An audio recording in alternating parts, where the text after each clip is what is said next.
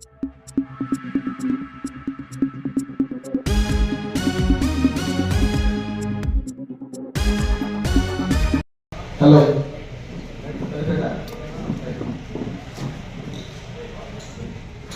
పాత్రికేయ మిత్రులందరికీ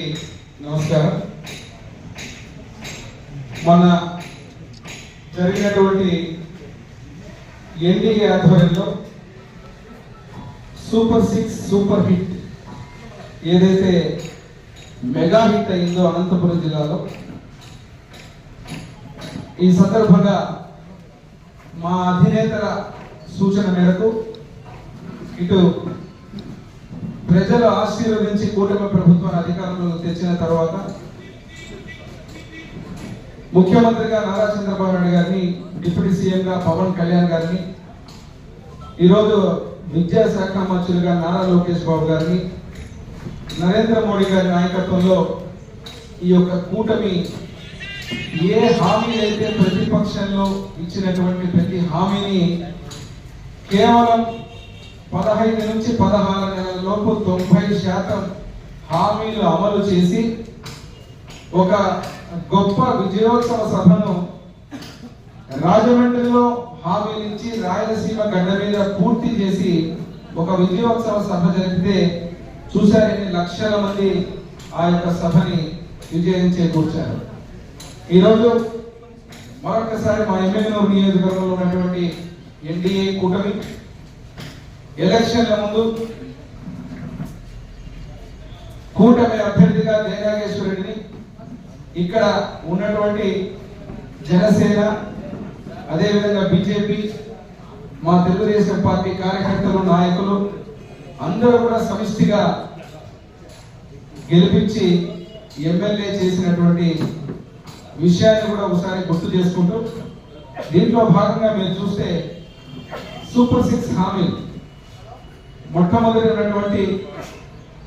తల్లికి వందనం కావచ్చు, అన్నా క్యాంటీన్ కావచ్చు, అదేవిధంగా పెన్షన్లు కావచ్చు, వృద్ధాప్య పెన్షన్లు కావచ్చు, దీపం పథకం కింద ఉన్నటువంటి గ్యాస్ సిలిండర్లు కావచ్చు, అదేవిధంగా అన్నదాత సుఖీభావ, స్త్రీ శక్తి, ఇలా చెప్పుకుంటూ మెగా డిఎస్సితో యువగల రథసారథి నారా లోకేష్ బాబు గారు మెగా డిఎస్సి, ఈ హామీలన్నీ నెరవేర్చిన తీరు కూడా స్పష్టంగా అనంతపురం జిల్లా వేదికగా మా అధినేతలు పవన్ కళ్యాణ్ గారు, ఎవరైతే రాష్ట్ర అధ్యక్షులు మాధవ్ గారు, బీజేపీ రాష్ట్ర అధ్యక్షులు, ముఖ్యమంత్రి వారు నారా చంద్రబాబు నాయుడు గారు వెల్లడించడం, అక్కడ ఉన్నటువంటి ప్రజల్లో కానీ, కార్యకర్తల్లో కానీ, నాయకుల్లో కానీ, ఉన్నటువంటి మహిళల్లో కానీ ముఖ్యంగా ఉన్నటువంటి ఉత్సాహం కళ్ళారా చూశారు. అదేవిధంగా నారా లోకేష్ బాబు గారు ఆ సభకు రాకపోవడం ఒక లోటుగా ఉన్నా, కానీ వారు ఎందుకు రాలేదనే ఒక కారణం చూస్తే మీరు నిన్ననే చెప్పారు, ఒక బాధ్యతాయుతమైన ప్రభుత్వంగా, ఒక మంచి ప్రభుత్వంగా, తెలుగు వారికి ఎక్కడైనా కష్టం వస్తే